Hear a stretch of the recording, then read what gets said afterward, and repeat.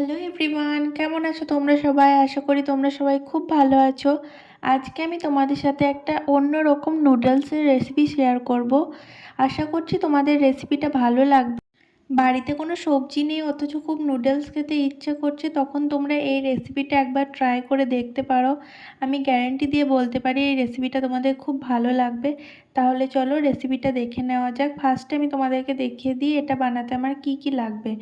দেখো, আমি এখানে পেঁয়াজ নিয়ে নিয়েছি আর নিয়ে নিয়েছি রসুন আর লঙ্কা। আশা করি সবার বাড়িতে এটা সব সময় থাকে।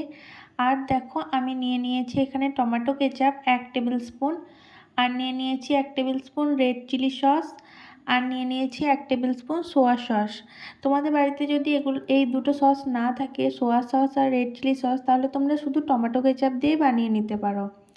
আর নিয়ে নিয়েছি দুটো ডিম। দেখো, এবার আমি এখানে জলের মধ্যে একটু লবণ দিয়ে দিলাম পরিমাণ মতো, আর দিয়ে দিলাম সাদা তেল। তেলটা দেওয়ার ফলে চাউমিনগুলো একে অপরের সাথে লেগে যাবে না, খুব সুন্দর ঝুরঝুরে হবে। যাদের সাথে চাউমিন ঝুরঝুরে হয় না তারা এইভাবে একবার ট্রাই করে দেখতে পারো। অবশ্যই ঝুরঝুরে হবে আর খুব সুন্দর খেতেও লাগবে। 3 মিনিট মতো টাইম নিয়ে আমি চাউমিনগুলো সিদ্ধ করে নিয়েছি। খুব বেশি সিদ্ধ করার প্রয়োজন নেই, তাহলে চাউমিনগুলো গলে যেতে পারে। এবার আমি চাউমিনগুলোতে জল ঝরিয়ে ঠান্ডা করে নেব। দেখো, এখানে আমার জল ঝরিয়ে ঠান্ডা করা হয়ে গেছে। এবার চাউমিনগুলোকে একটা অন্য বাটিতে নিয়ে নিয়েছি। আগে যে ডিম দুটো আমি তোমাদেরকে দেখিয়েছিলাম, ওই কাঁচা ডিম দুটোই আমি চাউমিনের মধ্যে দিয়ে খুব ভালোভাবে চাউমিনের সাথে মেখে নেব। লবণ বা কোনো কিছুই এখন দেওয়ার প্রয়োজন নেই, শুধু ডিমটাকে দিয়ে মেখে নিলেই হবে। খুব ভালোভাবে মাখতে হবে যেন সমস্ত চাউমিনের সাথে খুব ভালোভাবে ডিমগুলো লেগে যায়। দেখো, আমি ঠিক যেভাবে মেখে নিচ্ছি তোমরাও ঠিক একইভাবে মেখে নেবে। আমি চামচের সাহায্যে এখানে মেখে নিচ্ছি। তোমাদের যদি অসুবিধা হয় তোমরা এটাকে হাত দিয়েও মেখে নিতে পারো।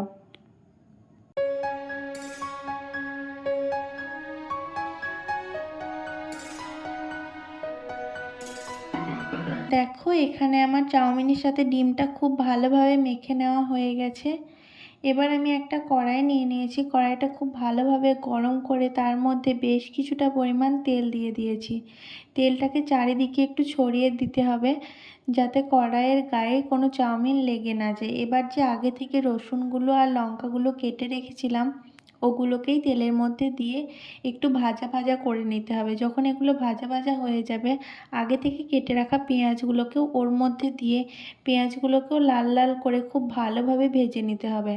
দেখো, আমি ঠিক যেভাবে ভেজে নিচ্ছি তোমরাও ঠিক একইভাবে ভেজে নেবে। পেঁয়াজটা ভাজতে আমার 2 মিনিট মতো টাইম লাগবে। পেঁয়াজটা যাতে খুব ভালোভাবে ভাজা হয়ে যায় তাই আমি ওর মধ্যে 1 টেবিল স্পুন মতো লবণ দিয়ে দিলাম। তোমরা তোমাদের স্বাদ অনুযায়ী লবণটা দিয়ে দেবে। আগে যেহেতু চাউমিন সিদ্ধ করার সময় লবণ ইউজ করা হয়েছিল তাই এখানে লবণটা একটু বুঝেই দেবে তোমরা। দেখো, পেঁয়াজটা আমার খুব ভালোভাবে ভাজা হয়ে গেছে। এবার আমি এর মধ্যে একে একে সসগুলো দিয়ে দেবো। এখানে আমি 1 টেবিল স্পুন মতো টমেটো কেচাপ দিয়ে দিলাম, আর দিয়ে দিলাম 1 টেবিল স্পুন মতো রেড চিলি সস, আর এখানে দিয়ে দিচ্ছি 1 টেবিল স্পুন মতো সোয়া সস। ডার্ক সোয়া সসটা আমি এখানে দিয়েছি। দেখো, এবার এই সসগুলোকে খুব একসাথে বেশ কিছুক্ষণ ধরে প্রায় 30 সেকেন্ড বা 1 মিনিট মতো নেড়ে নিতে হবে। আমার কাছে 1 প্যাকেট ম্যাগি মশলা ছিল, তো আমি সেটাকে এখানে দিয়ে দিলাম। তোমাদের কাছে যদি ম্যাগি মশলা না থাকে তোমরা নাও দিতে পারো, আর যদি থাকে তাহলে তোমরা দিয়ে দিতে পারো, কোনো প্রবলেম নেই। এবার এটাকে ম্যাগি মশলাটাকে খুব ভালোভাবে সসের সাথে মিশিয়ে নেওয়ার পরে আগে থেকে নুডলসের মধ্যে যে ডিমটা মাখিয়ে রেখেছিলাম ওটাকে কড়াইতে দিয়ে খুব ভালোভাবে নাড়তে হবে। এই প্রসেসটা করার সময় তোমরা গ্যাসের ফ্লেমটাকে হাইতে রাখবে, না হলে ডিমের আঁশটে গন্ধটা যাবে না আর খুব ভালোভাবে ভাজা ভাজাও হবে না। এই প্রসেসটা কিন্তু তোমরা খেয়াল রাখবে, লো ফ্লেমে একদমই করবে না।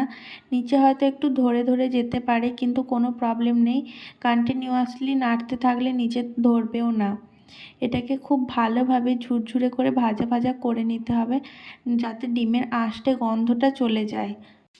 দেখো, কতটা সুন্দরভাবে ঝরঝরেভাবে হয়ে গেছে চাউমিনটা।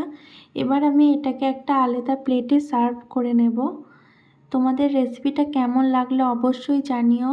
অনেক সময় এমন হয় বাড়িতে কোনো সবজি থাকে না, অথচ চাউমিন খেতে খুবই ইচ্ছে করে, তখন তোমরা এইভাবে একবার ট্রাই করে দেখতে পারো। আশা করছি তোমাদের খুব ভালো লাগবে। আর যদি তোমাদের এই রেসিপিটা ভালো লেগে থাকে তাহলে অবশ্যই একটা লাইক করো, শেয়ার করো। আর এইরকমই নতুন নতুন রেসিপি দেখতে চাইলে আমার চ্যানেলটাকে অবশ্যই সাবস্ক্রাইব করে নিও। Tata, bye bye.